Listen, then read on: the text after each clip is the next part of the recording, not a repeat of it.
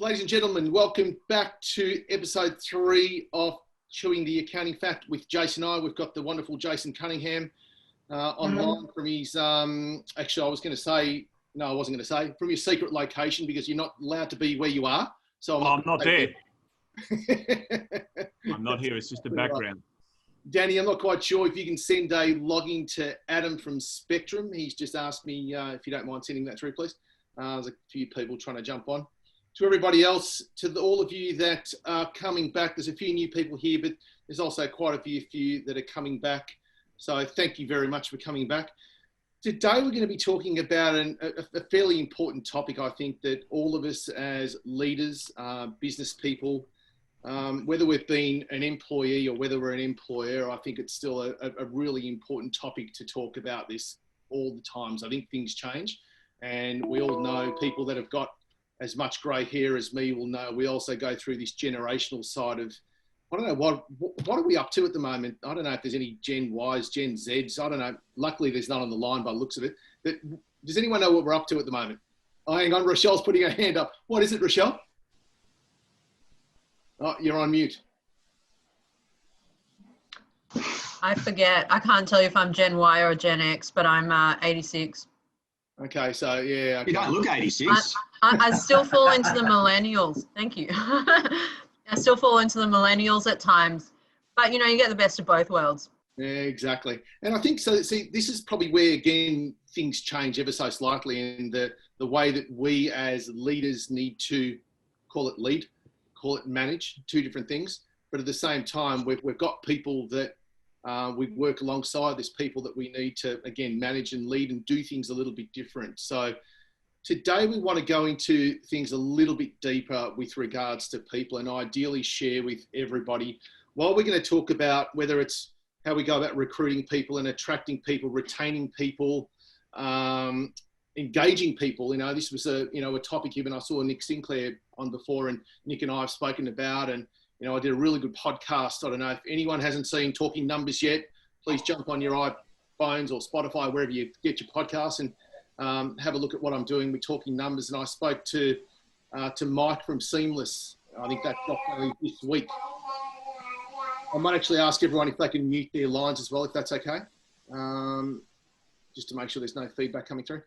Thank you. And I spoke to Mike from Seamless, and I'm not quite sure any of you guys deal with Seamless. I think they might even be on the call here. And he was, you know, a very authentic leader, and talking about the importance again of just putting in processes and systems. One of the critical things I think as leaders of businesses and owners of businesses is that one of the things that I found out very early on in my management leadership career was don't try and manage the individual personalities, because you will fail at that. But to manage a system and a process, and to make sure, and one of the things that Mike spoke about was having that governance around that system and that process, because it's great to have the system and the process in place, but unless you're checking in to make sure that it's working and you're tweaking it and you're making sure that it can make a difference tomorrow, not just today, you will actually lose that. So ideally, probably over the next 40 minutes or so, we want to share a lot of little golden nuggets as I continue to let a few more people in. So we're going to share a lot, and I'm going to go to Jason very shortly about some of the thoughts, processes, comments.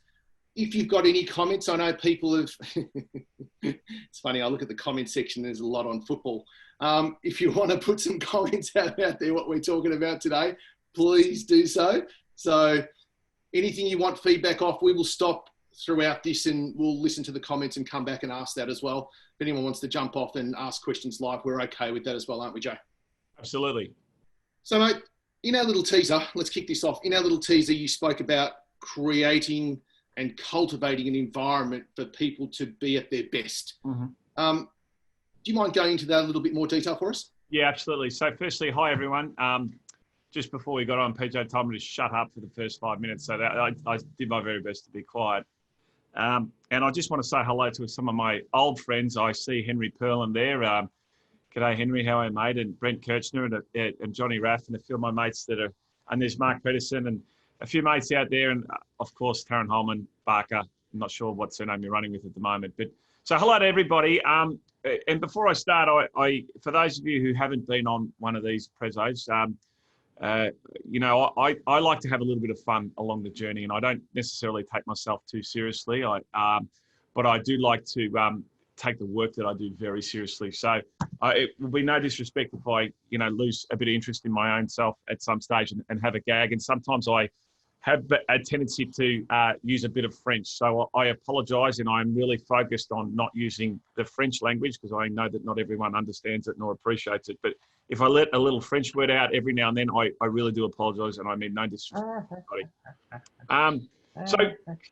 So PJ, just going back to the start. So I was going to say, you're going to ask me to repeat the question now, aren't you? No, hell no. I'm actually going to ignore the question. No. So the first bit is that, you know, in December, it comes up to our 23rd year in business, and which is pretty exciting for us. And I know there's other firms that have been in business longer than us, and other firms been in the business shorter than us. But I remember, you know, 23 years ago when Rob and I first started our firm, we were both 24 years old, and it was hard for us to attract and retain, and I use the term that's bandied around a bit, a good staff, right? And, you know, and the other thing is we didn't have a heap in the wallet to pay people. So our first employee was Rob's brother, and we paid him definitely unders. And then from there, the business has grown. And I think at last count, we have about 61 or 62 team members in our organisation.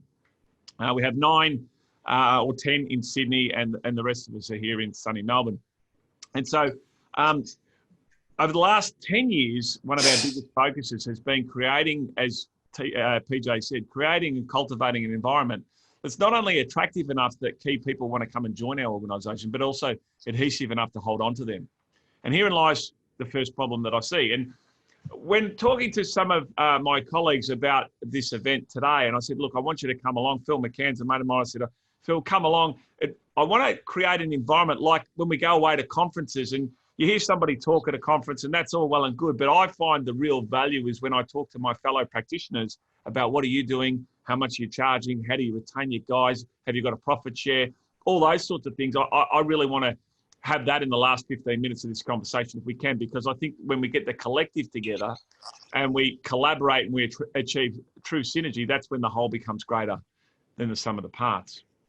And so I also know that what works in my practice may not necessarily work in your practice, and some of the businesses are very different. You know, I interviewed a kid a younger person on Tuesday for a graduate position. We do a couple of graduates every year, and she'd had an interview at KPMG, and I said, so let me be really clear: we're not KPMG, and we're not going to compete on their level, but this is what we're going to compete on.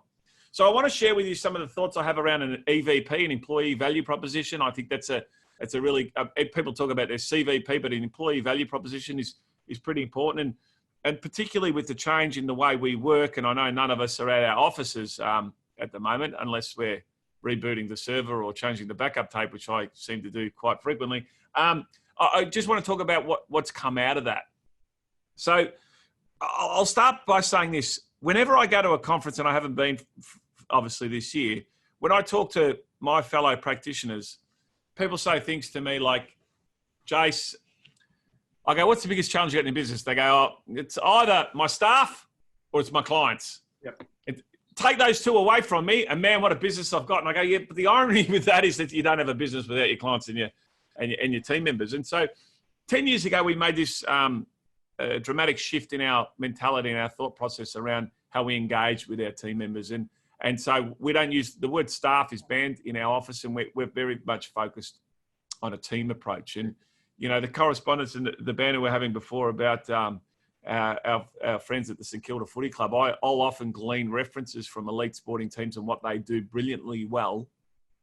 Wayno, not necessarily the Saints, but what they do brilliantly well, and what can we take from that? So true. And, you know, I talk about the importance of having a plan in business. And when we talk about planning for our business, often us accountants, we get really excited. Hey, Livo, we get really excited about developing a plan.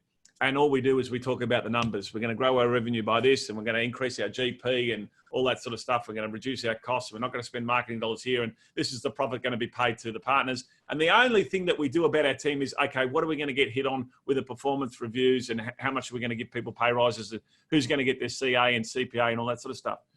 when we do our plan now, our plan is based across the 4 key pillars of business: our people, processes, customers, and financials. And we want to know, what is it going to freaking look like in 12 months' time? And we dedicate enough time on each of those key areas so that we've got a people plan, we've got a process plan, we've got a customer plan, and that all dovetails into our financials. And I think that's really important. And with people, I remember having conversations, and a wise friend once said to me, Jase, it's easy when your people are awesome and when they're shit, right? Because when they're no good, just tip them. And when they're awesome, promote them and give them a pay rise. It's the guys in the middle, those seconds players that are every now and then come up and get a game in the ones. They're our biggest challenge. Now, as I've come through, I've also found out that our elite people are our biggest challenge as well. And I know we're all thinking it. You get a gun team member, you train them up, you promote them through the ranks, they become a manager, a senior manager, associate director, whatever, and then they decide to go off and set up their own business. And I mean, just put your hand up if that's a fear of yours, right? Because for me, it's a fear of mine, right? And, how do I protect the business and how do I protect the brand? And PJ, if I forget, I want to talk about the importance of employment contracts and all that sort of stuff so we can protect the business and protect the brand.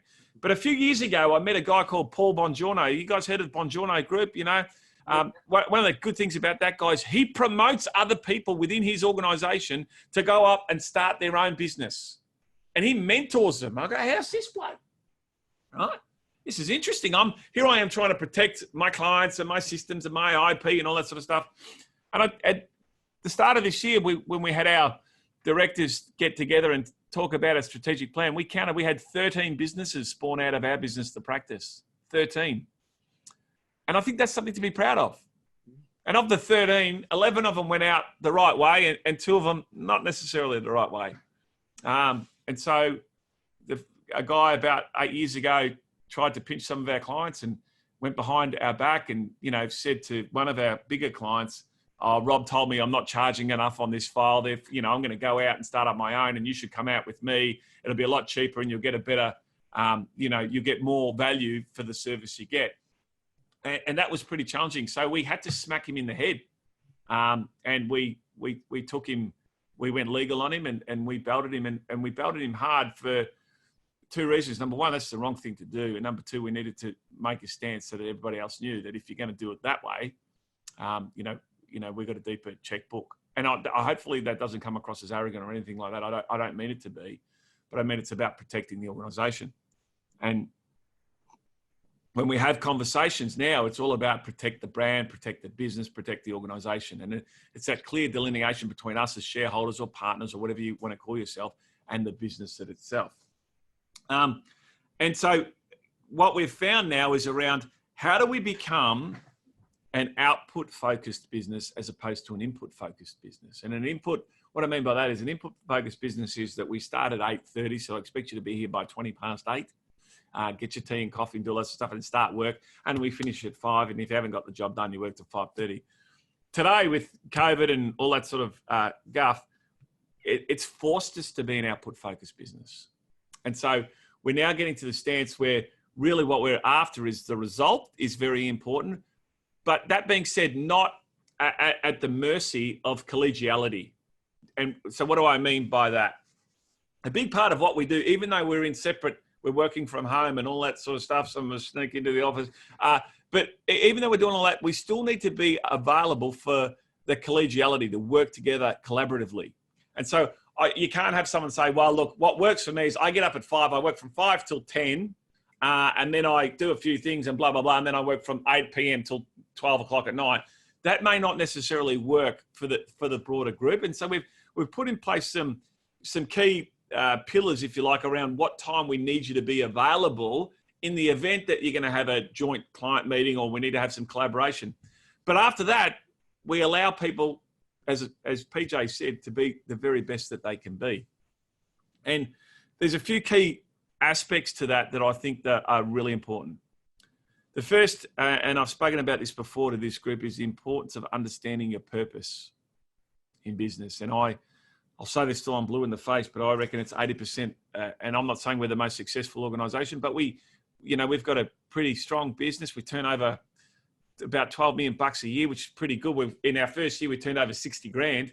And from 1st of December to the 30th of June, we turned over 60 grand, and Robbie and I were earning $100 a month in a pay. And now we're doing $1 million a month, which is great.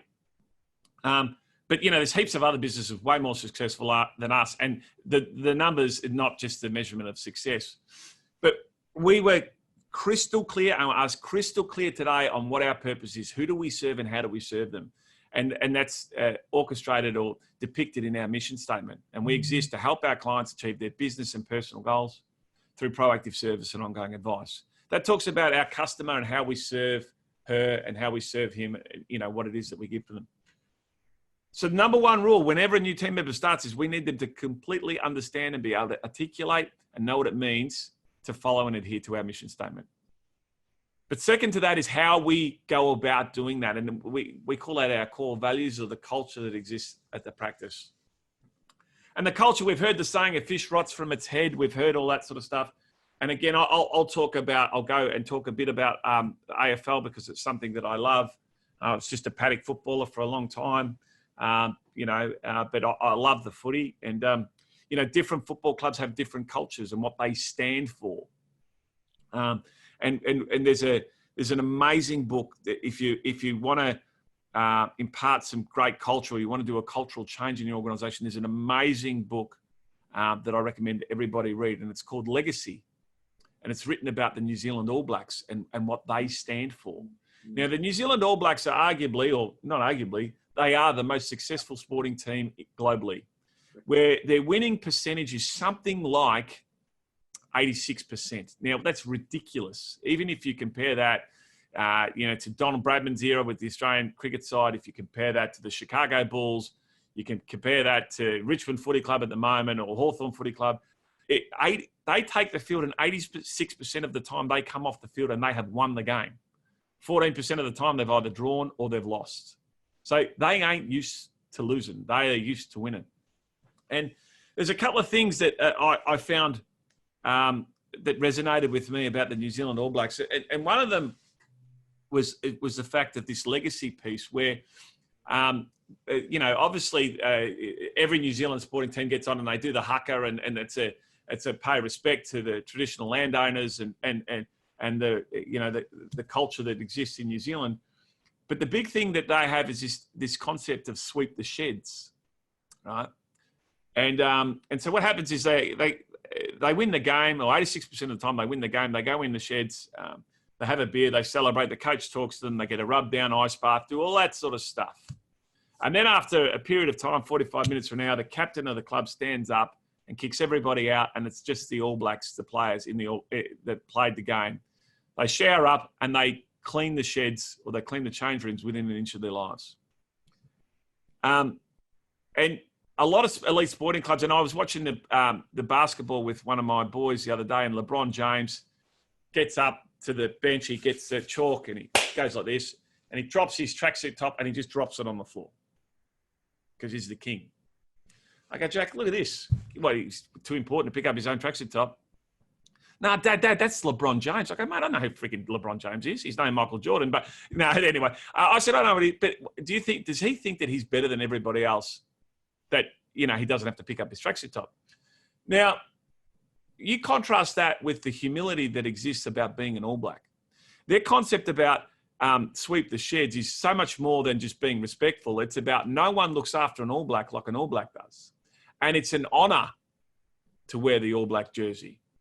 And the humility that comes with that. And they have a leadership group, right? And so if a player falls out of line, as that happens in the AFL or the NRL or whatever, and they just get a little bit ahead of themselves, these young kids that are earning more money than God and, not doing a heap, rather than getting told off by the coach or the football manager, they report into the leadership group. They report into the peers and the people that they look up to, and they don't stuff it up again. And so what we've done in our business is we've pinched some of these concepts, being in Melbourne and lockdown and all that, and a lot of people understand and love the footy and all that sort of stuff. So what bits from that professional sporting team can we glean and can we use in our business? And, so humility is obviously a big one for the All Blacks. And if that's not your go, then you don't just force that on as in your culture, because your culture comes from you guys. And so with our organisation, our culture talks to 4 key specific areas.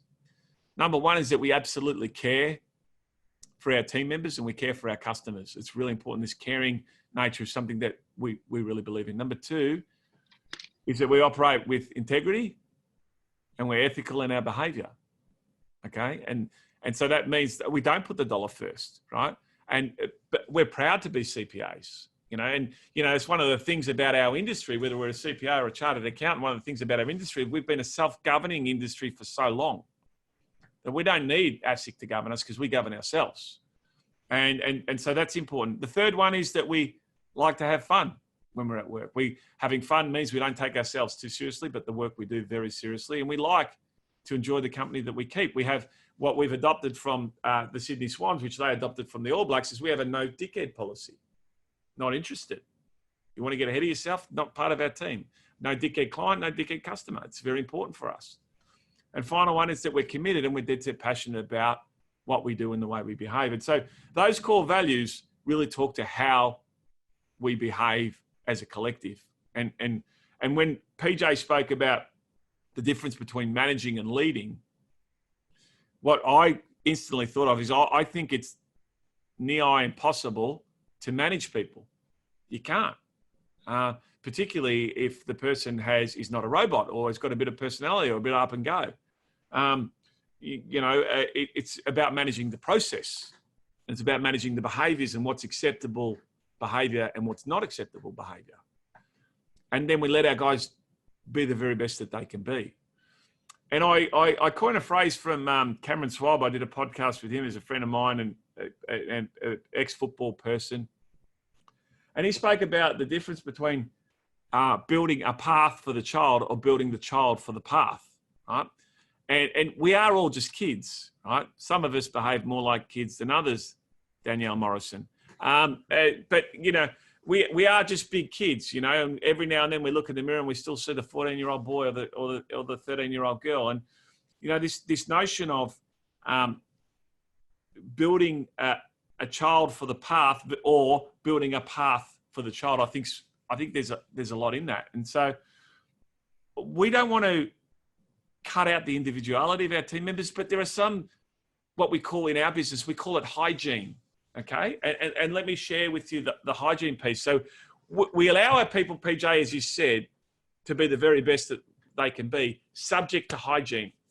And the easiest way to describe hygiene is when you go to the bathroom, you wash your hands. That's simple, right? And so as our team got bigger, when you've got a culture that's created from 2 guys that are the same age, that went to the same primary school and went to the same high school and went to the same university, we both liked footy, we liked girls, and we liked business, it was easy, right? Today, there's 60 of us. Some of us are in Victoria, some of us are in Sydney. Some of us are boys, some of us are girls. Some of us are parents, some of us are not. Some of us were born in Australia, some of us weren't. So the group of us were very, very different. Not all of us like football, and so we're a very different group now. And so what we did was we created these behaviours, or what we refer to as our guiding principles. And I see my friend Daniela Kavoukas, who's online today. Hello, Daniela. And Daniela, we've worked together on guiding principles before. And what we found was guiding principles talk to our behaviours and the way we communicate as a group. So here I am at the start saying, I let my guys become the very best that they can be, subject to hygiene. So subject to our purpose, who do we serve and how do we serve them? Subject to our core values and subject to our guiding principles. And our guiding principles I want to share with you because you might want to pinch 1 or 2 of them. You may not want to, and that's okay. But the thing about your mission statement, your core values and your guiding principles, the most important thing is no one's going to care as much about them as you are. So therefore, it's your responsibility to continually remind your team your guiding principles and what it looks like when you're following them. And so our guiding principles, there are 8 of them, and they're broken into 2 categories, interpersonal and then the wider group. The first 4 are this: we presume best intention. We seek first to understand another person before I expect Henry to understand me. We allow each other to operate within our genius or focus on our strengths, subject to hygiene. And finally, we exist to make each other look good. Now, let me give you an example of me not following those guiding principles, if I can, just to highlight and give you evidence. So I got a good client of mine. I used to work with him in the media. He's a very influential person, and he's referred us about $1 million in fees over the last 10 years. And he wants to do some work with our financial planning team. And so I introduce him to our financial planner. He sends the guy an email, and the guy doesn't respond. And so Ox rings me up, says, Jase, what the fire truck is going on at the practice? I've been a client for 10 years. I referred you $1 million in fees, blah, blah, blah. Don't these guys know who I am? Aren't they following your mission statement? You guys are meant to be proactive. Why the hell hasn't Matt responded to my email? Now, in the first breath, I could lose my mind and say, Dave, that is not good enough. Doesn't he understand you're a great client of the firm? We are a proactive business. We do this. I'm going to go around there, I'm going to kick his ass, and I'll fix it for you by 5 o'clock. Or I could take a breath, Henry Perlin. I could glance over to my guiding principles and remember that I presume best intentions, seek first to understand, allow him to operate in this genius, and we exist to make each other look good. So, Dave, it's surprising to hear that sort of feedback from you, because every client I've referred to Matt Morris in the last 15 years has been nothing short than delighted with the service they've received from him. In actual fact, he's my advisor, and I reckon he's probably in the top 2 or 3 in the country. Maybe he missed your email. Maybe there's something going on in his world. But what I will do is I'll run around the corner, have a yarn to him, and I'm sure he'll get back to you by close of business today. Can you see how reacting in just 2 different ways can create a whole different sense of energy and culture within our organization? I mean, and now, look, don't get me wrong, it's easier said than done. And Wayne, if we talk about footy, and if you ever played sport, you know, I remember when we were playing footy and we got on top of the other side and they start pointing at each other, or you watch the game of footy and you see, you know, a quick goal goes over the top and some cheat out the back and handball, an easy goal. And you see the defenders pointing, who's this, who's that? You know that when they start turning on each other, you've got them. Correct. Right? You've got them. The same thing happens in business. Now, when we're 10 goals up, it's easy to slap each other on the back and high five and all this sort of stuff. But you know what? We've been through 6 months and we forget what March and April was like. You know, if I heard the words job keeper again, I was going to jump off the 10th floor of the building. We'd had our guts full of job keeper. And we forget how tough it was. And it's hard, hey Dino, it's hard to stay positive when you're running into a massive breeze, right? And you're 10 goals down. But that's when you get the most benefit out of it, right? And we've got to remember, the moment we think our team members are thinking the same way as us, we're kidding ourselves. Right? We're kidding ourselves, right? You've got to, that seek first to understand philosophy is not mine. And it's not the practices. That's Stephen Covey. We just lifted it from him, right? And so it helps you see things in a different light. Now, the next 4 guiding principles that we have in our business talk about the wider community, as in the whole group. The first is that we recognize that we're all different. Not only do we recognize, but we celebrate the diversity that exists among us. And the fact that you, Wayne, sees the world differently than I do, Livo sees the world differently than I do, Henry Perlin sees the world differently than I do. We celebrate that. And we want to know more. Tell me about that. What does that mean? We believe in authenticity and being authentic. I think authenticity is a trait that we really value. Authenticity says, I don't know how to do that. I don't know what the answer is. I made a mistake. We believe in collaboration, coming together. Collaboration, I talk about, when you're truly collaborating and you achieve synergy, it's when the whole becomes greater than the sum of the parts, And the final one is Ubuntu. It's a South African philosophy that was made famous in 1990. The year I did year 12, I went away on a retreat with the other guys on the student council or whatever, and with the Christian brothers. Now, that was a bit of a challenge. We'll talk about that maybe in, F4 or 5. I'm not joking. But, this Ubuntu philosophy, it marked the end of apartheid. and means the opposite to apartheid. Apartheid means we are separate, we are apart. Black man here, white man here. Ubuntu means we are one. Ubuntu means my humanity is born in Johnny Raff's humanity. My happiness exists when Dino is happy. And so what we're trying to do, excuse me, in our organisation is create this sense of one. We are in this together, to coin a phrase from the North Face wearing Dan Andrews. But yeah, and so we're constantly reminding our team, of our guiding principles. Love now, it. Can I interrupt for a second? Sorry, PJ, I just got on a roll there. Yep. No, that's a big roll, mate. Have a sip of that glass of white wine. I'm only kidding. Trying to bring this into play, I think there's a number of aspects, and it's probably just conscious of making sure we can cover off as much off as we can as well. Can you give us a bit of an idea? You mentioned before, care, integrity, and then you went with ethical, fun, passionate. Try and bring that back into, let's say, I know you've just gone through a bit of a recruitment phase as well, and you've been very good at recruiting the type of people that you want, and you've been up against some big players in doing that. It's probably I don't know what the market's out there at the moment, but it's always been difficult for certain firms to find the right people to suit their business. Yeah. I wouldn't mind just coming back to a little few things in terms of that recruitment and attracting. Are you doing anything different nowadays to maybe what you may have done? Yeah, all day long. Years ago, yeah. So maybe share a little bit about that. Are you doing anything like, maybe we go through one or two things that you're doing to recruit, to engage?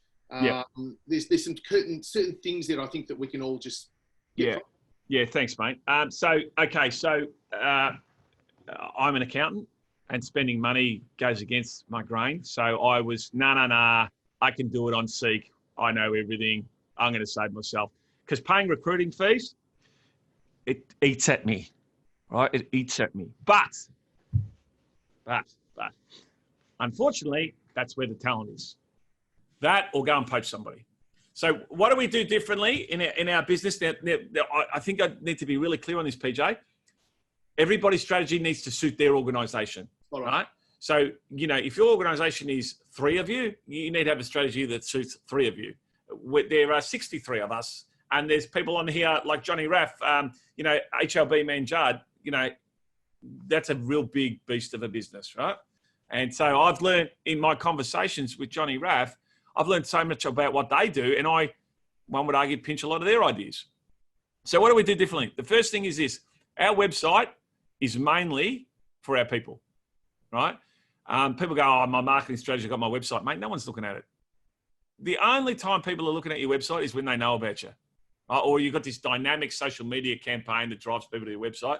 But for the most part, when they found out, I'm going to speak to Mark Peterson, right? They Google him and they look at his website and away they go.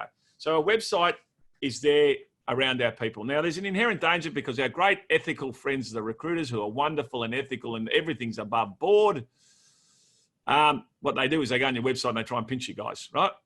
That's what happens. Yeah. So our website, number one, we use recruiters, and we have got only 2 recruiters that we use, and we develop a relationship with them.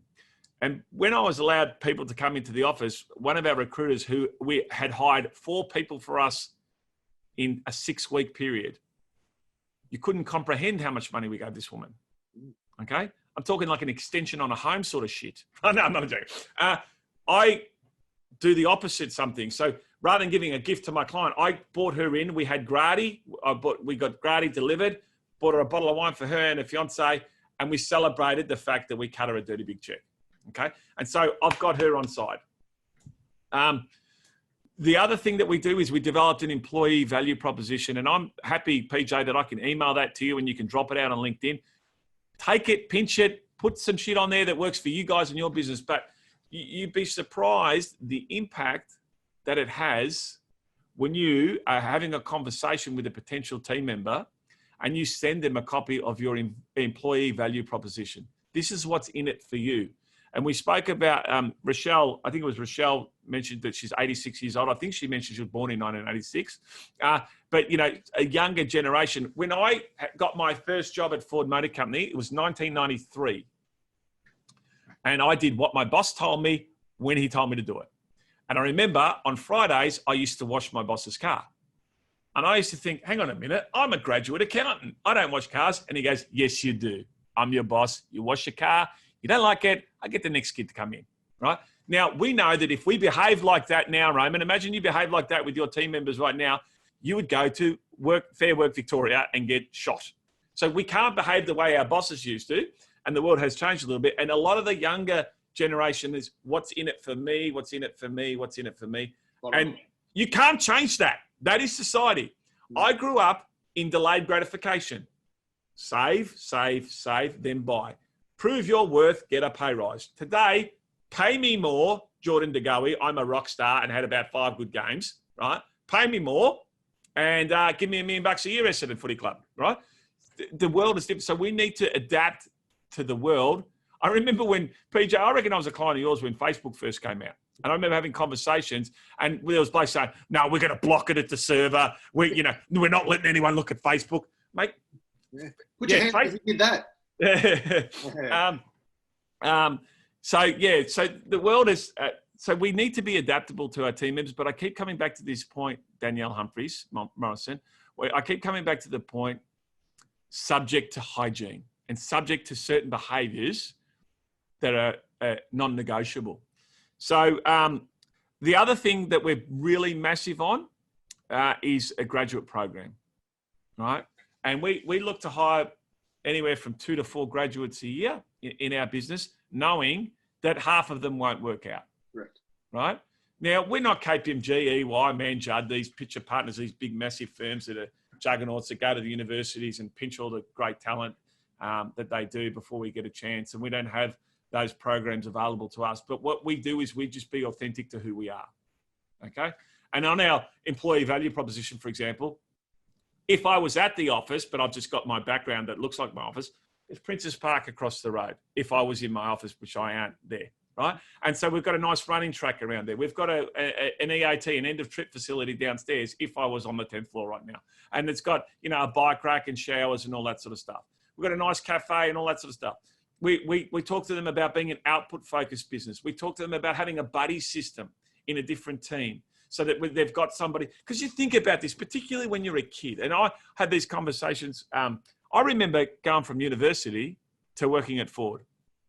And uni was no school on Monday, except during O week when you were drinking cans at 10 o'clock in the morning. Tuesday started about 10, I was out at 3. Wednesday, half a day. Thursday, a few hours, and I didn't go to uni on Friday. And then you've gone from that world to wearing a suit every day. It's a big change. And so we make sure we always try to help ourselves into the shoes of the person that we're talking to and say, okay, how can I make that transition easier for them? And the big thing is this, what's in it for me? So we talk to them about their career path. We talk to them about, okay, the first 2 years is focusing on your postgraduate qualifications, whether it be you're doing your PY, I don't think it's called PY anymore, whether it's your CA or whether it's you becoming a CPA, car parking attendant, whatever that is, we focus on that and we have a program that talks to that. We obviously pay for it and all that sort of stuff. And then it's how do we create this environment that allows them to be the very best that they can be. And it's a tailored development plan, because not every single person that joins the firm wants to be a partner or a director. Not everyone wants to be an associate director or a manager. And just on that, because one of the critical things I think is that continued engagement. Yeah. You then use that plan and that pathway so that you bring that back into every single, how often do you do that? Yeah, that's a good question. So we use some software called Enable HR. I don't know if anyone's ever heard of that. It's an online subscription software. Someone's doing it at work. My attention to detail for an accountant is not overly high, but so we've got some proactive questions that go out. Yeah, it's all automated, PJ. Yep. So, and then we, so it gets into the system and then it goes out to the managers and they do their thing and the guys do their thing.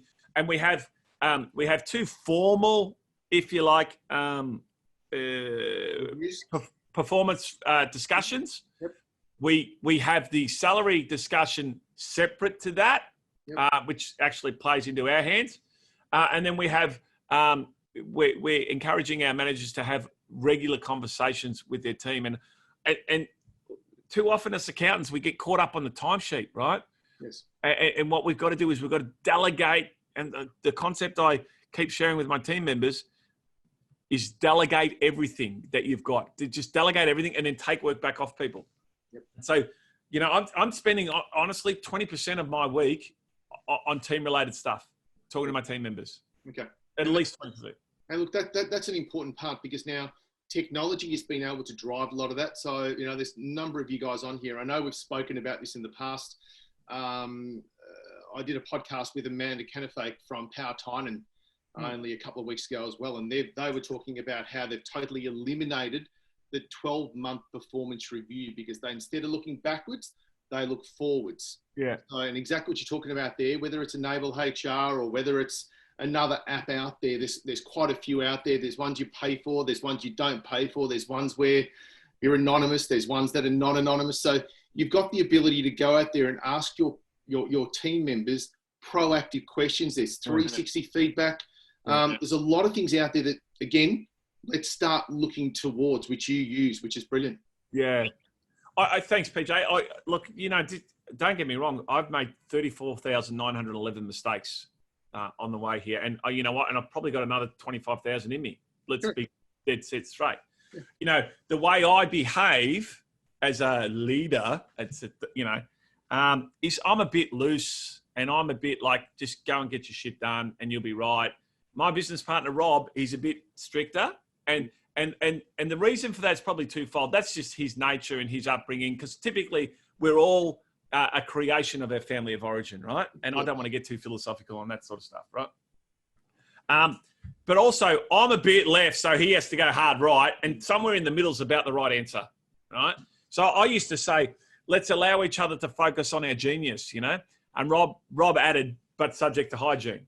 You know, so if your genius is, my genius is just talking to clients, but I don't want to actually do any frigging work. Well, that just doesn't work in the business, because we still need to roll out an invoice, for example. Clever. You know, so there's that hygiene thing. But I think the other piece about, if we go back to Rochelle and her Danielle, Rochelle and her younger generation, and I said that, you know, it's a bit about me. That's the way the world is now, and we need to adapt to the world. We can't get the world to change to us.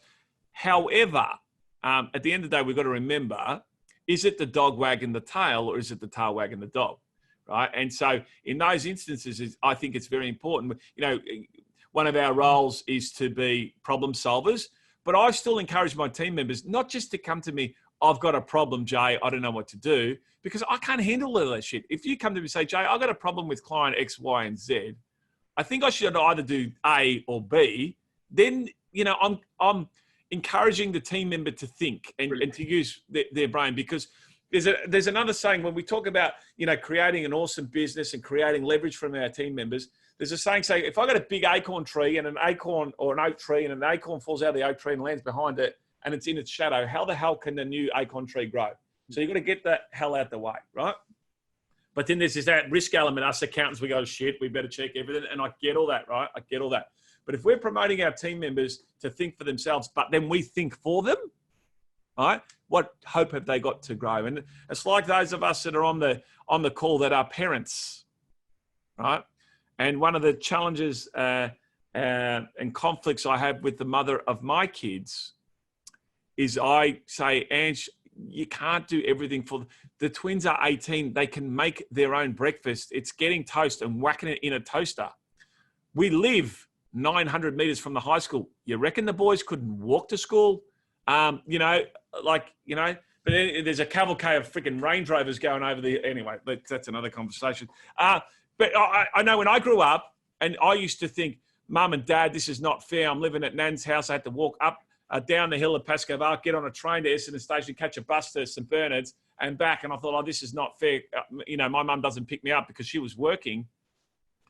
Thank God for that. My mum and dad, the way they treated, you know, the way they behaved and the way they allowed me to grow up, forced me to be an independent person. Now, there's a balance between doing sweet bugger all and whatever, but the same holds true with your team.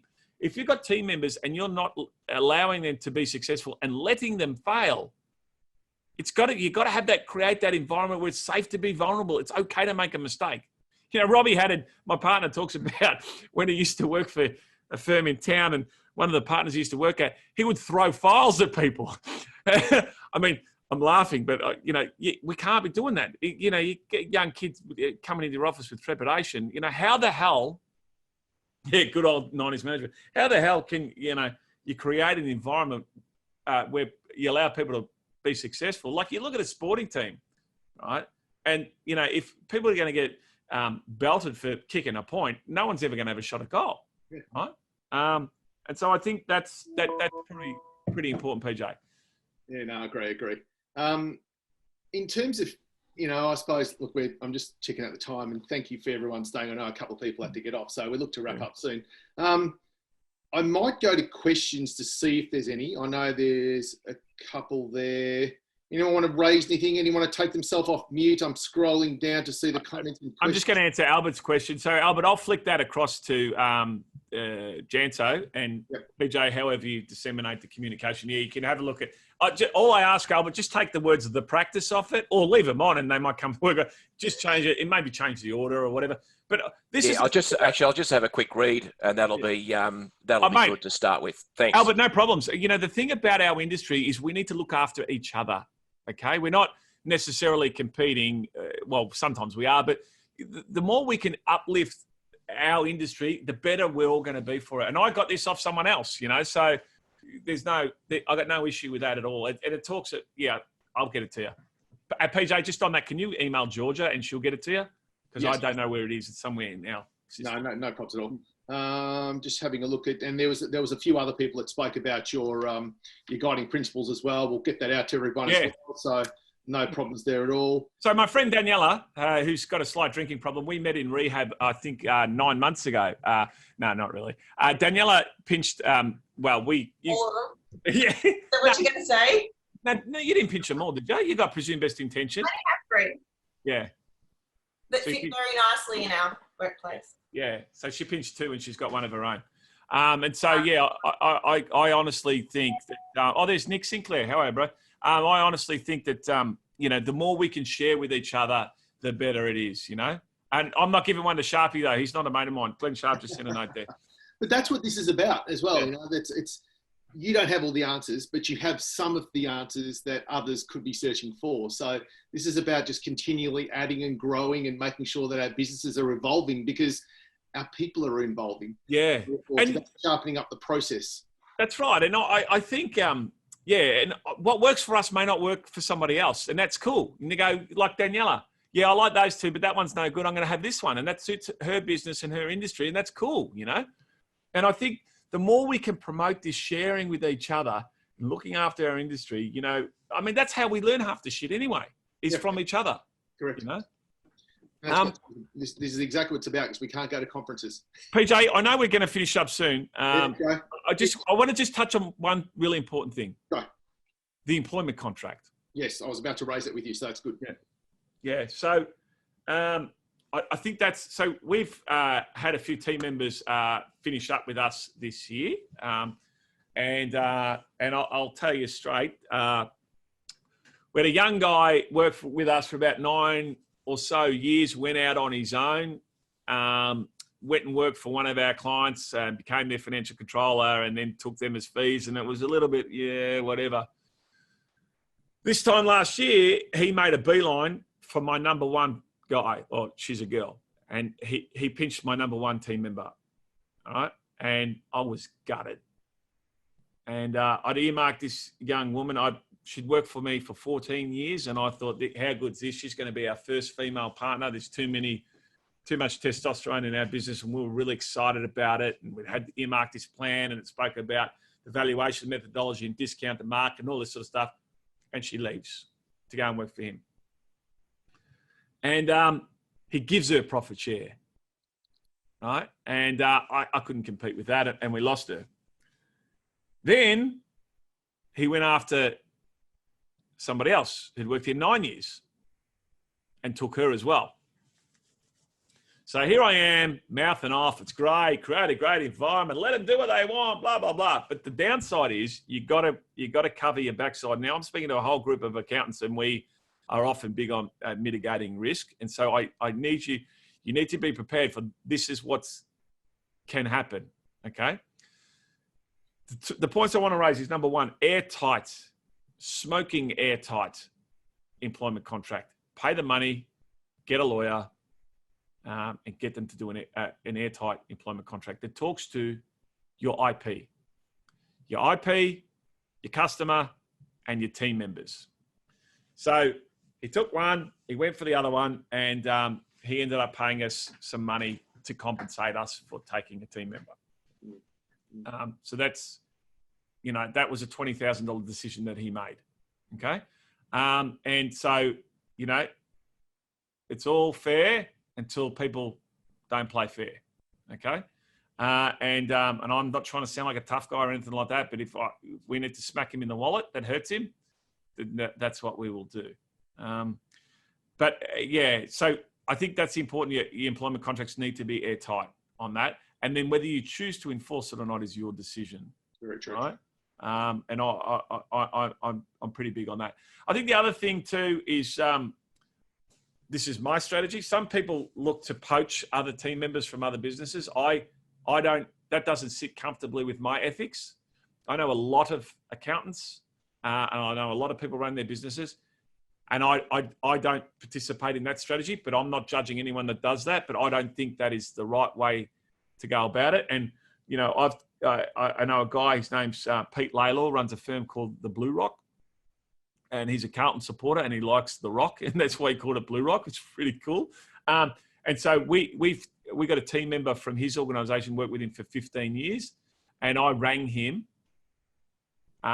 before I interviewed her because I think that's the right thing to do.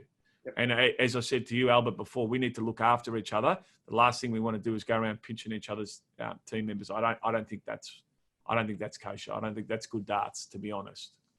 I agree. Everyone's got a different thought process of that, and I think it's a pretty simple principle. You were talking about guiding principles before. It's the don't do unto others that you don't want done to yourself. Yeah. It's a pretty simple principle of value to live by. That I think again, there's no need of it. If it's a shout out to somebody to say, hey, by the way, just giving you the heads up. Yeah. They may not appreciate that either, which is always hard because they may not want to know that they're looking. So it's a real tough decision there. But so this woman, in this instance, this woman had told the guys that she was going to move on. She didn't want to be a partner, right? So perfect for us, and she's great and has joined our team. But yeah, I just think that's, I don't know. There's a thing called karma, and man, the older and uglier that I get, and the more I recognise how true the universe is on that sort of stuff. Agree. Now, we are getting up to 127, so I'm just going to look. Thank you very much for all your comments. There's a lot of comments here. We will pass on I've already made a note to contact Georgia about the guiding principles, the EVP that we'll pass on to everyone as well. So if anyone's got a parting question they want to ask Jason, please ask away. Otherwise, we will look to wrap up. I just got one more thing that I wanted to add. I'm sorry, and I should shut the fire truck up. But has anyone got any questions? So I just want to quickly talk about profit share. Because this is what I learned from losing Caitlin, who left last year. Still heartbroken a little bit. I helped her buy her first freaking house, for Christ's sake. Anyway, get over it, Jay. Get over it, big boy. So she left because she didn't want to buy in to our business. Didn't want to buy in. So what do you just want me to give you my asset, right? Anyway, and so it got me thinking about, the notion, the difference between an equity participant and someone on profit share. And so we've started to create this whole profit share type structure where our team members, once they pass an eligibility criteria, can participate in. And it's a good way to handcuff some of your key team members where they don't have to, they don't have to buy the equity, but you can also hold on them because we know how expensive it is to turn over your team, right? Not just with our great, loyal, ethical recruiters who are great friends that just do nothing but the right thing by us, but also that just that opportunity cost, and when you have to train a new team member and all that sort of shit's a bit of a challenge. Yeah. So just something to think about. I reckon you got to pay at market or above. The challenge I've got with market is that's dictated by our friends, the recruiters. So yeah. And I think just on a parting comment of that as well, Jase, my experience managing and leading is also, this is the communication side with your team members. Ask them what's important to them, because money may not be the key driver. No, correct. But it's not. But PJ, can I just go on that, right? It's not just asking them, because I thought I had the most wonderful relationship with Caitlin. 14 years. Yep. I went to her 21st. I went to her 30th. She stayed at my place when she split up with her boyfriend. I helped her buy her first home. Yep. And I'm thinking, why couldn't Caitlin come and talk to me? Talk to you. Mm. Yeah, because I wasn't as open as I thought I was. Yes. And I know if I were to, my partners remind me of my blind spot, I often have this ability that when there's a void, my voice will fucking fill it, right? So I need to and listen a bit more. And that's what I've learned about myself. What a great lesson to finish on. Thanks, mate, thank you very much. Again, the comments speak for themselves. So to everyone that joined us, thank you very much for giving us your time today. The comments, the questions has been brilliant. Jase, it always is great. It's always an interesting conversation, because there's obviously an emotional side there as well, and you've spoken about that. So really appreciate you opening up, sharing your information. Again, the IP, the great thing about what a lot of good leaders talk about is sharing that IP. So we will continue to share that. Thanks for joining us, everyone. PJ, before you go, this is very important. Sorry, mate. I just, for those of you who have enjoyed it, and I think there's a lot of you, please share this. The more accountants we can get on here, and the more ideas we can get, the more we can get the message out. The more people that join us on these conversations, the better, I think, honestly. And what we're going to do next month is we're going to start to look to bring experts, because, specific industry experts into it. And I just love to have a full board. I think we were setting a limit at 50. I'd like to get 100 of us on here. And the more people that get that join, the better the conversation, the more robust and the more ideas. So when I or PJ invite you next time, please share it with as many people as you can, and let's have a bit of fun. And then, as my old mate Mark Peterson put on there, when we get together at our next conference, it'd be good to see each other in person and do a bit of not the touchy-feely stuff, but Johnny Raff gets a bit inappropriate, but you know where I'm going there. Yeah, good. I'm glad you know where you're going there. Yeah. And everyone that knows where he's going there. Yeah. Thank you again. I couldn't agree more. Look, for the first time, we've recorded this session as well, so we might shoot it out. If you, again, as Jay said, if you can invite people, we'd love that as well. So it's a part of the giving back element. And to everyone, have a wonderful weekend. Hopefully, if you're in Melbourne, we get some good news from Mr. Andrews. Our numbers are low, so hopefully we get into a different layer of restrictions next week. So have a wonderful weekend, and we will see you next time. Thanks, guys. Thanks, PJ. See you later. Thanks, Danny, for organising this. Bye-bye.